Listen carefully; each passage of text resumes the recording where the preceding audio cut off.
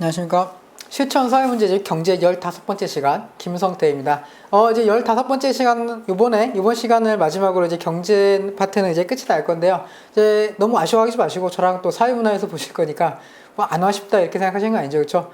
다들 아쉬워하실 거라고 생각합니다. 일단 경제 끝나는 걸 아쉬워하지 마시고 사회문화에서 또 한번 보면 되니까요. 경제 15번째 시간에는 이제 마지막 이제 남아있는 경제 문제와 경제 협력과 관련된 내용 볼 거고요. 근데 이거 보기 전에 지난 시간에 환율을 하다가 조금 못했던 문제들, 실제 출제했던 문제들은 조금 이번 시간으로 미뤘거든요. 그래서 그 문제들을 조금 보고 나서 그 뒤에 이제 경제 협력, 경제 문제 이런 쪽을 조금 보도록 할게요. 그래서 558페이지 27번 문제부터 보겠습니다. 볼게요. 다음 그림과 같은 국내 외환시장의 변화에 대한 설명으로 옳은 것을 골라라. 옳은 것을 골라라. 이렇게 되어 있죠. 그렇죠? 보겠습니다. 환율이 원달러 환율이고 수요가 감소하고 있네요. 수요가 감소하면서 환율이 떨어졌고요. 환율이 떨어졌고 뭐 거래량도 감소했고요. 뭐 이런 내용이 나와 있죠. 그렇죠? 환율이 떨어졌다라고 하는 게 기본이겠죠. 그렇죠? 환율이 떨어졌다라고 하는 게 포인트가 될 겁니다. 볼게요. 국내 물가 상승 요인으로 작용한다. 국내 물가가 상승하진 않죠. 왜? 수입품의 가격이 떨어질 거니까요. 저 수입품의 가격이 떨어질 것이기 때문에 상승 요인으로 작용한다라고 하는 말은 조금 틀린 내용이 되겠고요. 대미 수출이 증가할 때 나타날 수 있다. 수출이 증가한다라고 하는 거는 외화의 공급이 증가한다는 얘기가 되겠죠. 그렇죠? 그래서 요거랑은 관계없는 그래프가 되겠죠. 외화의 공급이 증가하는 거는 이런 식으로 가는 그래프가 나와야 될 겁니다. 어쨌든 여기 그래프에서 볼 수 없는 내용이고요. 달러화에 대한 원화의 가치가 하락하게 된다. 원화의 가치, 지금 환율이 떨어지고 있잖아요. 환율이 떨어진다는 것은 원화의 가치가 상승한다는 이야기가 되겠죠. 그래서 아니고요.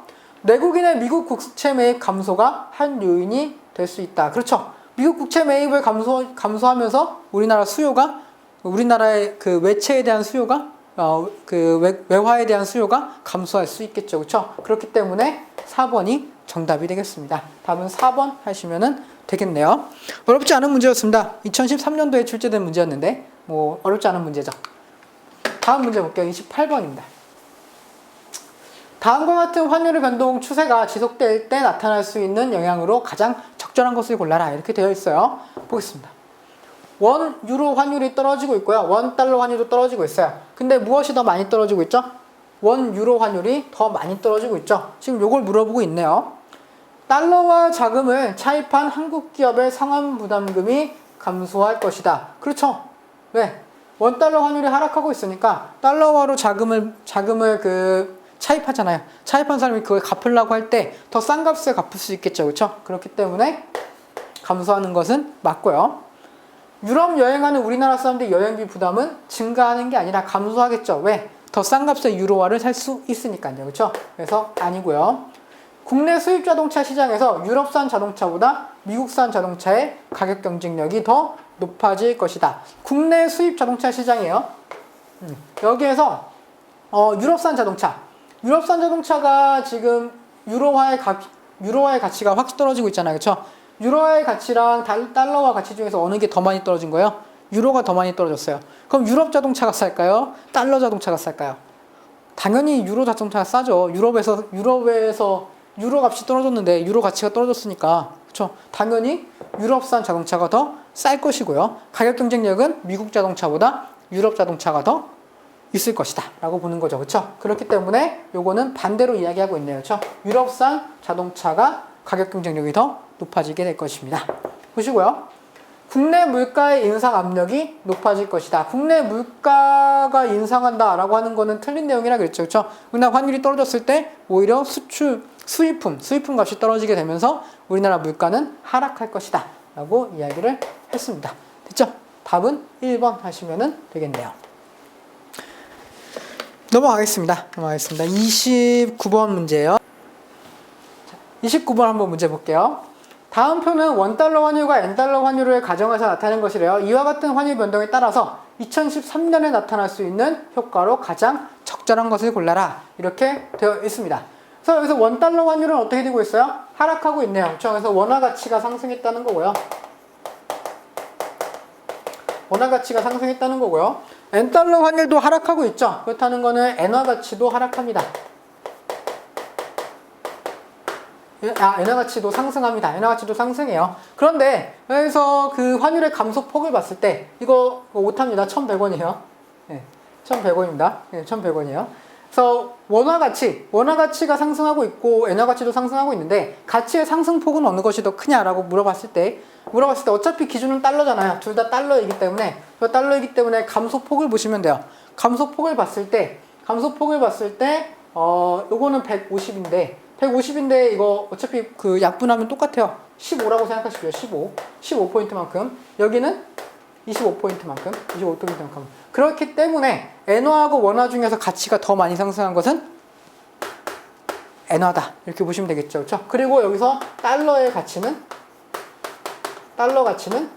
하락하고 있다. 이렇게 보시면 되겠죠. 보겠습니다. 미국 시장에서 일본보다 우리나라 제품의 수출 가격 경쟁력이 높아졌다. 그렇죠. 왜? 엔화가 더 가치가 높아졌으니까요. 그러니까 엔화에 비해서 우리나라 원화의 가치가 더 낮기 때문에 우리나라의 가격 경쟁력이 더 높겠죠. 그렇죠? 그래서 맞는 이야기입니다. 일본산 부품을 사용하는 우리나라 기업의 생산 비용이 감소하진 않죠.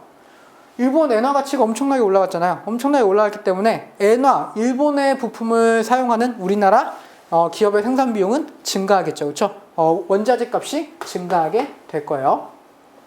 원화의 가치가 상승합니다. 원화의 가치가 상승했어요. 맞아요. 우리나라의 달러 표시 외채 상환 부담이 증가하게 되었다. 원화의 가치가 상승했는데 왜 달러 표시 외채 상환 부담이 증가합니까? 당연히 감소하는 게 맞겠죠. 그렇죠? 그래서 아니고요. 달러의 가치가 하락합니다. 달러의 가치가 하락하여 미국이 한국과 일본에 수출하는 제품의 가격 경쟁력은 높아지겠죠. 그렇죠? 미국이 한국이나 일본에 수출하는 것은 유리해지게 될 겁니다. 그래서 아니죠. 그래서 답은 몇 번이죠? 답은 1번 하시면 되겠네요. 답은 1번 하시면 되겠습니다. 넘어갈게요. 30번 문제 보겠습니다. 다음과 같은 환율 변동의 영향으로 오른 것을 골라라 이렇게 돼 있죠. 원달러 환율이 1,060원을 밑돌고 있어요. 25일 오전 9시 30분에 현재 원달러 환율은 전일 대비 1.6원 내린 1,058.6원 이렇게 돼 있고요. 그래서 점점 내리고 있다는 얘기예요. 그렇죠? 그래서 환율이 떨어지고 있다는 얘기고 원화 가치가 상승하고 있다는 얘기죠. 그리고 여기서 보면은 추가 하락 압력이 지속되고 있다라고 하고 있고요. 그렇죠? 볼게요. 내국인의 해외여행이 감소한다.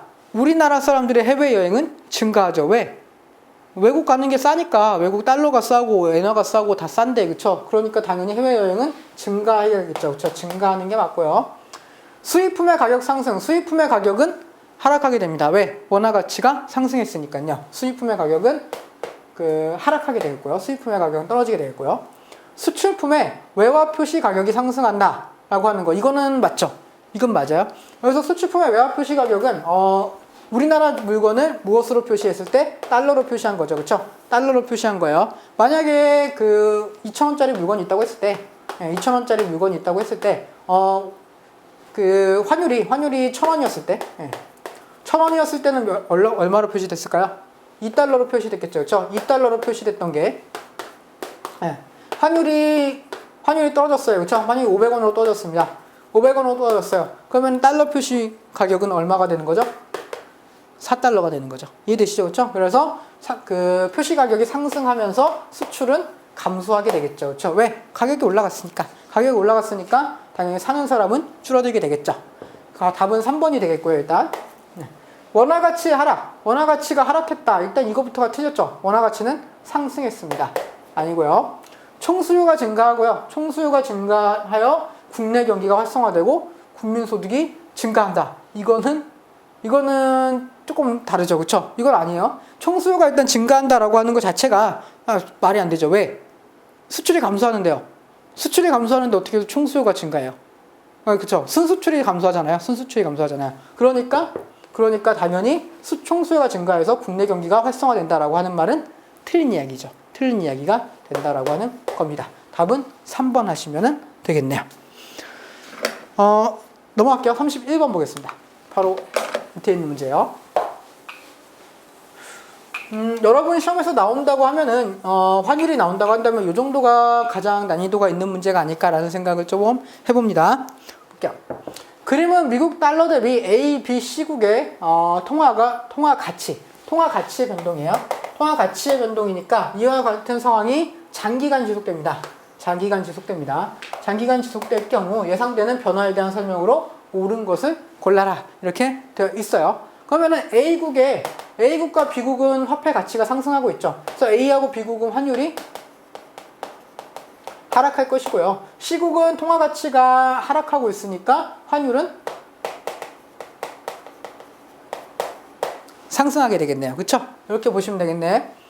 B국에 대한 미국의 수출이 장기적으로 감소할 것이다. 이렇게 되어 있는데, B국은 지금 현재 환율이 하락하고 있죠. 그리고 통화 가치가 늘어나고 있어요. 그럼 미국의 수출이잖아요. 미국이 B국에다 수출하는 거예요. B국 같은 경우는 수출하고 수입 중에 무엇이 더 유리해졌다? 수입이 더 유리해졌다. 그렇기 때문에 수출이 장기적으로 증가하죠. 왜? 미국이 B국에다 수출하는 거니까 B국은 수입을 늘리게 될 것이고 미국은 수출을 증가시키게 되겠죠. 그렇기 때문에 B국에 대한 미국의 수출은 증가할 것입니다. 증가할 것이고요. C국의 환율은 지속적으로 하락할 것이다. 이거는 일단 정답이죠. 그렇죠?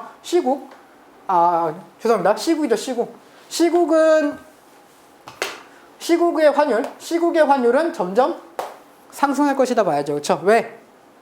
통화 가치가 계속 하락할 거니까요. 이게 장기적으로 지속될 거라 그랬잖아요. 그렇죠? 그래서 통화 가치가 계속 하락하고 있기 때문에 환율은 지속적으로 상승하겠죠. 아닙니다. 비국으로 여행할 미국 사람은 비국 통화로 미리 환전해 두는 것이 유리하죠. 왜? 앞으로 더 오를 거니까. 비국의 화폐가 점점 늘어날 거란 말이에요. 비국의 화폐가 점점 값이 올라갈 거란 말이에요. 그러니까 지금 사놓는 게 나중에 사는 것보다 더 유리할 수 있다는 거죠. 그렇죠? 그렇기 때문에 3번은 맞는 이야기가 되겠고요. 비국의 부품을 미국 달러로 결제해서 수입하는 A국의 제조기업 생산비는 인하된다고요? 비국의 부품을 수입하는데 당연히 생산비가 늘어나겠죠. 비국의 통화 가치가 상승하고 있으니까 비국의 제품의 가격은 올라가게 되겠고요. 올라간 가격으로 사게 되니까 당연히 생산비는 상승하게 되겠죠. 그렇죠? 그래서 4번도 아닙니다. 답은 몇 번이죠? 답은 3번 하시면 되겠네요. 여러분 문제에서 이 정도가 최고 난이도가 될 것이다 라고 분명히 이야기를 했습니다. 이 정도 수준이 가장 높은 난이도일 거예요. 네. 넘어가겠습니다. 32번.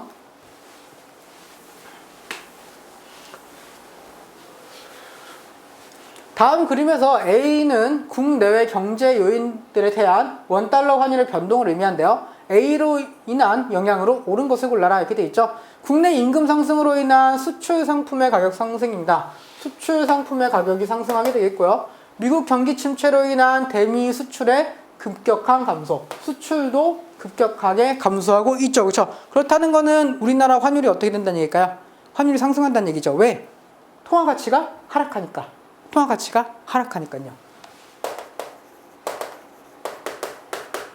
가치가 하락하고요. 환율은 상승하게 되겠다는 거죠. 환율이 올라간다라고 하는 거를 기준으로 푸시면 돼요. 기업의 원자재 수입 부담이 감소한다. 수입 부담 엄청나게 일어나죠. 왜? 환율이 상승하니까요. 환율이 상승하니까 똑같이 1달러짜리를 사오더라도 더 비싸게 사야 된단 말이에요. 그렇기 때문에 수입 부담은 감소가 아니라 증가한다고 보셔야 되고요. 달러와 외채 상환 부담이 감소하는 게 아니라 증가하는 거죠. 그렇죠? 똑같은 달러를 빌려왔어도 지금 갚는 게 부담이 된다라고 하는 것이고요. 미국에 유학 중인 자녀에게 송금하는 부모는 불리해진다. 불리하죠. 미국에 유학 중인 자녀한테 달러로 송금을 해야 되잖아요. 그렇죠? 그렇기 때문에 불리해지는 거 맞고요. 국내 외국계 기업에서 달러화로 임금을 받는 사람들은 불리해지는 게 아니라 이거 죄송합니다. 이거 삭제하세요. 네. 불리해진다가 오히려 유리해진다라고 보시는 게 맞겠죠. 그렇죠? 그래서 답은 몇 번이죠? 답은 3번 하시면 되겠습니다. 여기까지 해서 환율은 끝났어요. 이제 저희 마지막 탄원 가야죠. 그렇죠? 그래서 경제 문제와 경제 협력과 관련된 문제 조금 보겠습니다. 여기는 그렇게 크게 볼 건 없어서 좀 빠르게 진행할게요. 다음은 어느 학자의 가설을 그림으로 나타낸 것이래요. 이에 대한 타당한 해석을 보기에서 모두 골라라 이렇게 되어 있죠. 그래서 환경오염 수준이 경제가 발달하면 발달할수록 어느 순간에 환경오염 수준이 계속 올라가요. 그러다가 이제 언제부턴가 환경오염 수준이 떨어지기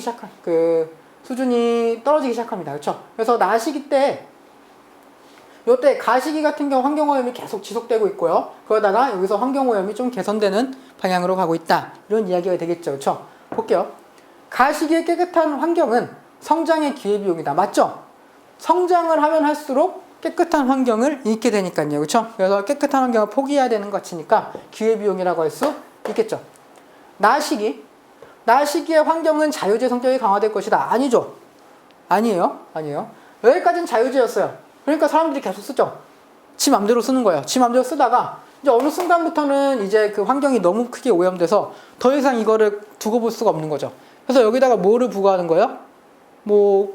그 벌금이라든가 세금 이런 걸 부과하는 거예요. 그럼 당연히 뭐예요? 경제제가 된 거죠. 그 원래 그냥 써도 됐었는데 이제 요금을 지불해야 된다는 얘기잖아요. 그렇죠? 그래서 자유적 성격이 강화됐다라고 하는 것은 틀린 내용이 되겠고요. 가보다 나시기에 환경 경영을 실천하는 기업이 많을 것이다. 맞죠? 그렇죠? 여기 나시기 때 환경 경영을 실천했을 때 득이 되는 게 더 많다는 얘기죠. 그렇죠? 요때는 내가 환경을 보호하든 보호하지 않든 아무 상관이 없었기 때문에 보호하지 않는 게 오히려 이득이 됐기 때문에 그냥 지 맘대로 썼던 거고요. 나시기 같은 경우는 환경 보호를 하게 되면은 뭔가 이득되는 게 있으니까 이런 일이 일어나는 거겠죠. 그렇죠? 그렇기 때문에 답은 기업과 디귿이 되겠고요. 답은 일단 1번이 되겠네요. 성장과 환경의 조화가 어렵다는 것을 시사한다. 왜 그렇죠? 어디서 이걸 볼 수 있나요? 여기서 찾아보세요. 제가 보기엔 안 보입니다. 그렇죠? 여기서 알 수 있는 내용은 아니죠. 그렇잖아요. 가시기 때는 성장과 환경의 조화가 없다라고 하는 게 아니라 이때는 자유제 성격이 있었기 때문에 사람들이 기회비용 쓰듯이 그냥 막 썼다 이거죠. 이때부터는 환경도 경제 발달도 하게 되고 환경도 개선되고 있잖아요. 그렇죠? 그렇기 때문에 여기서 환경과 성장의 조화가 어렵다라고 하는 걸 보기는 어렵죠. 그렇죠? 그래서 답은 1번 하시면 되겠습니다. 2번 볼게요. 2번은 한 번쯤 나올 수도 있지 않을까라는 생각을 좀 했는데 아직까지 여러분 시험에는 안 나왔습니다. 안 나왔어요. 앞으로 나올지 안 나올지는 제가 점쟁이가 아닌 이상 알 수 없죠. 그렇죠? 그렇지만 준비는 하시는 게 좋습니다. 준비는 하시는 게 좋고 그렇게 어려운 내용이 아니기 때문에 준비를 하세요. 다음 중 지역적 경제통합 강도가 약한 것에서 강한 것으로 맞게 나열된 것 이렇게 되어 있죠. 그냥 암기하십시오. 암기하세요. 답은 4번입니다. 답은 4번이에요. 자유무역지역, 그 다음에 관세동맹, 그리고 공동시장, 그 다음에 경제동맹 이 순서대로 가게 되고요. 어떤 차이가 있냐? 자유무역지역 같은 경우는 체결한 지역, 협정을 체결한 지역, 체결지역에는 무관세입니다. 무관세고요. 그 외 지역은 자유관세예요. 자유관세. 관세동맹 같은 경우는 똑같습니다. 체결지역은 다 무관세예요. 체결지역은 무관세인데 무엇이 다르냐? 그 외 지역의 공통관세. 그 외 지역의 공통관세를 부과하고요. 공동시장은 뭐냐? 공동시장은 어떤 경우죠? 생산요소. 생산요소를 공유합니다. 생산요소를 공유한다라고 하는 거고요. 경제동맹 같은 경우는 경제 정책을 협력하는 거죠.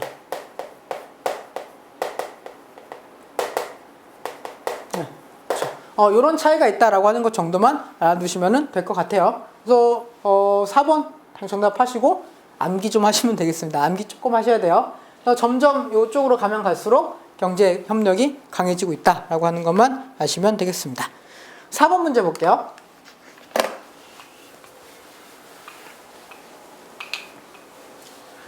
그래프에 대한 옳은 설명을 보기에서 모두 골라라 이렇게 되어 있죠. 이런 거는 그냥 해석만 잘 하시면 돼요. 2000년이네요. 2000년 딱 동그라미 치시고 그렇죠. 2000년 무역의존도는 GDP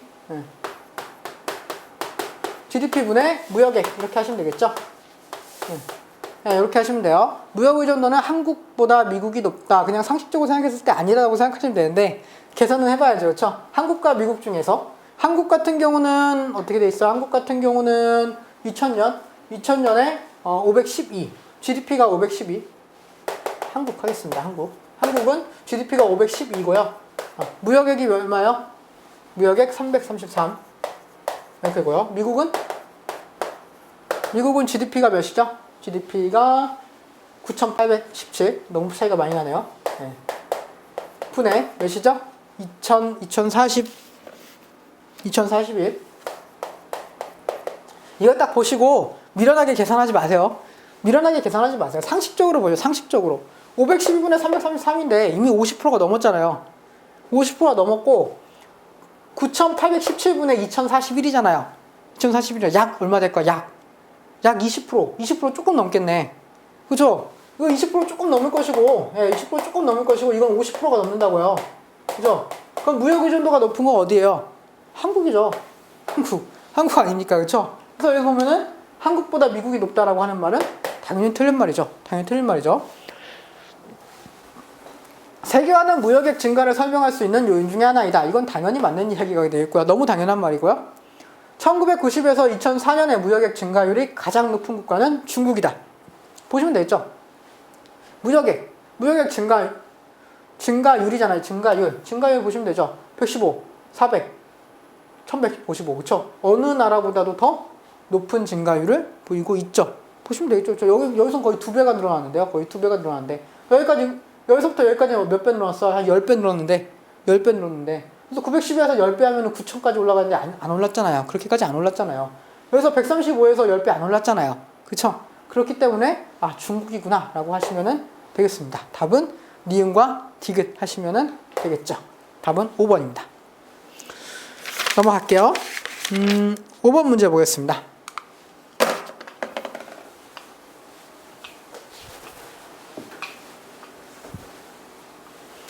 다음 그림은 세계 무역 환경의 변화와 그에 대한 대응 과정을 나타낸 것이래요. 이에 대한 설명으로 옳은 것을 골라라. 이렇게 되어 있죠.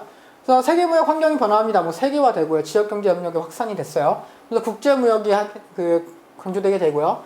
그러면서 세계 각국의 무역 정책이 나오죠. 자유무역이 있고 자유무역의 반대는 무엇일까요? 자유무역의 반대는 보호무역이죠. 보호무역이 있고요. 그래서 보호무역에서는 관세 인상이 일어났으면 자유무역에서는 어떤 것들이 일어날까요? 관세 철폐? 혹은 관세 인하? 이런 것들이 나오겠죠. 그렇죠? 이런 것들이 나올 거예요. 그럼 하나씩 보겠습니다. 기업의 진전, 세계화의 진전은 국가 간의 경제적 의존성을 약화시킨다고요? 아니죠. 국제 협력이 많아지게 되면서 국제적으로는 의존성 이런 것들을 상승시키는 원인이 되겠죠. 그래서 아니고요. 니은, 지역경제 협력의 확산에 따라서 영내 시장의 단일화가 진전된다. 이거는 맞는 이야기가 되겠는데요. 맞는 얘기가 되겠죠. 그렇죠? 그래서 그 지역 안에서는 그 시장이 단일화되는 거죠. 그렇죠? 유로 생각하면 돼요. 유로존 생각하시면 돼요. 유로존에서 유로화를 가지고 모든 것을 다 할 수 있으니까요. 그렇죠? 거기는 이제 시장이 통합됐다라고 보실 수 있는 거잖아요. 그렇죠? 그래서 2번은 맞는 이야기가 될 것 같고요. 니은은 영내 국가와 역외 국가 간의 관세 차별을 없앤다. 이거는 아니죠. 지역경제협력이 확산됐는데 그 영내 국가 간에는 당연히 관세를 철폐하게 되고 규제를 완화하게 되겠지만 그 바깥의 국가까지 하는 건 아니죠. 그렇죠? 그 외 국가랑 그 역외 국가, 영내 국가가 그 차이가 없다라고 한다면은 굳이 이거 경제협력체를 왜 만듭니까? 그렇죠? 협력체라고 하는 거는 그 안에서 협력을 한다는 얘기잖아요. 그렇죠? 그렇기 때문에 관세 차별을 없앤다는 거는 틀린 이야기 되겠죠. 역외 국가의 관세를 철폐하는 거는 아닙니다. 보호무역 국가네요. 국가 간의 교역 증대에 기여한다. 아니죠. 그렇죠? 보호무역을 해서 관세를 인상하게 되면은 너 왜 우리 제품에다가 저렇게 불이익을 줘? 라고 이야기를 할 수 있죠. 그렇죠? 그렇기 때문에 교역 증대에 기여한다고 할 수는 없고요. 나는 경쟁력이 없는 자국의 산업을 보호하기 위한 건 아니죠. 관세 철폐라고 인하하잖아요. 그렇죠? 그러면은 우리나라에서 그 외국과 경쟁력이 떨어진 기업이나 그 산업 같은 경우는 당연히 사장되게 됩니다. 사장되게 돼요. 그렇기 때문에 요거는 아니죠. 답은 2번 하시면 되겠습니다. 넘어갈게요. 11번 문제입니다. 거의 끝나가네요. 아쉽습니다. 여러분이 아쉽지 않아도 저는 아쉬워요. 여러분도 아쉬워하시길 바랍니다. 그리고 지금 되게 아쉬워하시고 사회문화 다시 하실 거 아니에요. 그렇죠? 사회문화 보실 때 다시 또 반가워하시고 이러면은 좋을 것 같아요. 11번 보겠습니다. 11번. 그림은 A, B, C 세 나라 간의 관세 변화 양상을 보여준대요. 이러한 변화에 따라 나타난 영향을 바르게 추론한 것을 골라라. 이렇게 되어 있습니다.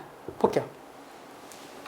A, B. A, B도 관세가 있었고 A, C, B, C도 관세가 있었어요. 그런데 A하고 B가 묶이면서 관세가 철폐됐죠. 네, 이런 상황이네요.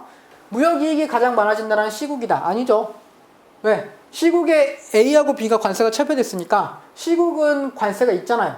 그렇기 때문에 C국의 물건이 A나 B로 갔을 때 가격 경쟁력은 어떻게 됐을까요?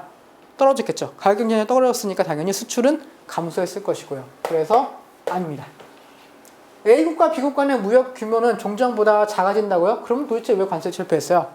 관세를 철폐해서 무역을 많이 하겠다는 의미 아닙니까? 그렇죠? 그렇기 때문에 규모는 종전보다 커져야 되겠죠. 틀린 얘기고요. A, B국 소비자들의 경제적 수생 수준은 감소한다. A, B국의 소비자죠. 그렇죠? 소비자들 입장에서는 관세가 철폐되니까 싼 값에 물건을 살 수 있게 되고요. 그렇기 때문에 경제적 후생은 감소가 아니라 증가하게 되겠죠. 소비자 입장에서 얘기했습니다. 소비자 입장에서는 경제적 후생이 증가할 수 있다. 왜? 싸게 사니까. A, B국 시장에서 C국의 상품 가격의 경쟁력은 약화된다. 이건 맞죠. C국의 가격 경쟁력이 약화되는 거 맞습니다. 왜? C국만 관세를 받게 되니까요. 관세를 적용받게 되니까요. 그래서 답은 4번이겠고요. A, B국의 국민소득은 변화가 없다. A, B국의 국민소득이 변화가 있는지 없는지는 어떻게 알아요, 도대체? 여기서 어떻게 합니까? 그렇죠? 전혀 알 수 없는 내용이 되겠네요. 그렇죠? 답은 4번 하시면 되겠습니다. 12번은 넘어갈게요. 13번 보겠습니다. 네, 거의 끝나갑니다. 13번 문제 볼게요. 밑줄친 불균형 해소를 위한 각국의 정책으로 적절하지 않은 것은 이렇게 되어 있죠. 그래서 지속적인 경상수지의 흑자국과 적자국을 나타내고 있고요. 이 같은 경상수지의 심각한 불균형을 해소하기 위해서 2007년 국제통화기금은 여러 나라 간의 합의를 이끌어냈다라고 되어 있어요. 그래서 이거는 이제 경상수지와 관련된 얘기고, 그러니까 수입 수출 얘기겠죠. 수입 수출. 흑자국 같은 경우는 수출이 많고 수입은 적다라는 얘기겠고요. 적자국 같은 경우는 수출이 적고 수입은 많다라는 얘기겠죠. 그렇죠? 그래서 계속 경상수지가 적자가 되는 나라들 같은 경우는 불만이 생길 것이고, 그렇기 때문에 이거에 대한 조절이 필요하다라고 이야기를 한 거겠네요. 보겠습니다. 중국 위안 달러 환율의 인상을 유도한다. 아니죠. 지금 수출이 많고 수입이 적으니까 수출을 감소시키는 정책이 필요하잖아요. 수출을 감소시키고 수입을 증가시키는 이런 정책이 필요한 거예요. 그렇다는 것은 환율을 떨어뜨려야죠. 무엇의 가치를 높여서? 위안화의 가치를 높여서요. 그렇죠? 그렇기 때문에 아니고요. 환율은 하락해야 돼요. 아시아 신흥국은 투자와 소비를 확대한다라고 하는 건 맞는 이야기가 되겠습니다. 왜? 지금 너무 이제 흑자가 됐으니까 여기다가 투자를 더 써서 돈을 더 쓰고, 그리고 소비 지출을 늘리고요. 그러면서 수입품의 소비도 늘리고요. 이런 게 되겠죠. 그렇죠? 그렇기 때문에 이거는 일단 맞는 이야기가 되겠고요. 미국은 공산품의 대외 수출 경쟁력을 높인다. 그렇죠. 공산품의 수출 경쟁력을 높여서 수출을 늘리는 거 맞는 이야기가 되겠고요. 일본은 내수를 늘립니다. 내수를 늘리면서 무엇을 감소시키는 거예요? 수출을 감소시키는 거죠. 그렇죠? 그래서 수출 의존도를 낮추는 것도 맞는 이야기가 되겠습니다. 그래서 우리나라에서 생산해서, 그러니까 우리나라에서 팔게 수출해서 굳이 이득을 얻으려고는 안 하겠다, 이런 이야기겠고요. 유럽 선진국은 민간 부분의 저축을 증대시킨다. 그렇죠? 민간 부분의 저축을 증대시켜서 그 유로화를 시장에다 안 푸는 거죠. 그래서 유로화의 가치를 상승시키고 뭐 이런 내용이 되겠죠. 그렇죠? 그래서 5번도 맞는 이야기가 되겠습니다. 그래서 답은 1번 하시면 되겠죠. 1번. 답은 1번 하시면 되겠습니다. 14번 넘어갈게요.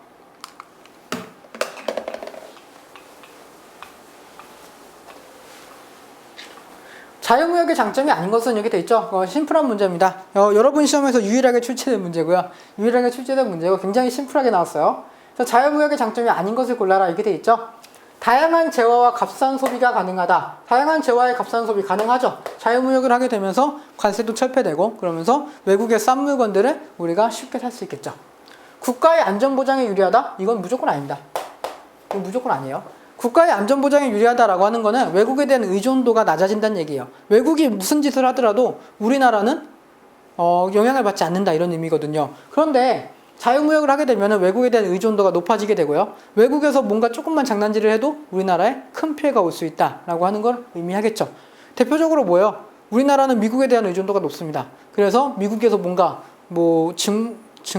증시가 갑자기 폭락했다든가 증권이 폭락했다든가 이런 상황이 발생하면은 우리나라 경제 상황도 굉장히 안 좋아지게 되겠죠. 몇 년 전만 해도 한번 주가가 엄청 폭락한 적이 있었잖아요. 그렇죠? 네, 그런 거 생각하시면 되겠습니다. 그래서 안전보장에 유리하다라고 하는 말은 틀린 말이 되겠고요. 소비자 물가의 안정에 유리하다. 소비자 물가 안정에 유리하다. 이거는 그렇죠. 왜? 소비자 물가는 수입품이 늘어나게 되면서 수입품의 값이 떨어지고 이렇게 되면은 소비자 물가는 안정이 되겠죠. 물가가 높아지는 것을 방지하는 역할도 한다라고 보시면 되겠네요. 그렇죠? 맞고요. 규모의 경제가 실현되는데 유리하다. 맞아요. 이것도 맞습니다. 규모의 경제 뭐예요? 어느 한쪽이 규모가 크면은 나머지 작은 기업 쪽에 이걸 사장시키고 그렇죠? 그리고 나서 전혀 다른 곳에 투자를 하게 되고 그러면서 그거 생각하면 비교 우위 하면 돼요. 비교 우위 생각해서 비교 우위의 제품에 특화한다 이런 것들 그러면서 교환 이런 것들이 일어나게 되는 거니까요. 그래서 규모의 경제가 실현되는데 유리하다라고 하는 것도 맞는 이야기가 되겠습니다. 답은 2번 하시면 되겠네요. 그래서 여기까지 경제 15시간에 걸쳐서 봤는데요. 경제 부분이 생각보다 고난이도 문제가 많았다는 거 아실 수 있을 겁니다. 왜 그러냐면은 계산하는 문제나 분석하는 문제가 꾸준히 나오기 때문에 그래요. 경제 같은 경우는 어차피 표가 나올 수밖에 없고 그래프가 나올 수밖에 없고요. 그것에 대한 분석이 문제로 출제될 수밖에 없습니다. 그래서 여러분이 열심히 하셔야 되는 거 어떤 거죠? 그래프 열심히 그리셔야 돼요. 실제 시험에서 그래프를 안 그리시더라도 연습하실 때는 꾸준히 그리셔야 되고요. 그래프 그리시면서 이해도를 높이셔야 됩니다. 그리고 계산 열심히 하시고요. 계산 빨리빨리 계산하시고 그리고 계산을 해도 되는 문제, 해야 되는 문제, 안 해도 되는 문제 이런 걸 구분하는 연습도 하시면 좋을 것 같습니다. 그렇죠? 눈대중으로 보이는 것 같은 경우는 굳이 계산까지 할 필요는 없다라고 하는 거예요. 그래서 경제 15시간에 걸쳐서 경제 듣느라 굉장히 수고하셨고 사회문화 시간에 뵙겠습니다. 수고하셨습니다.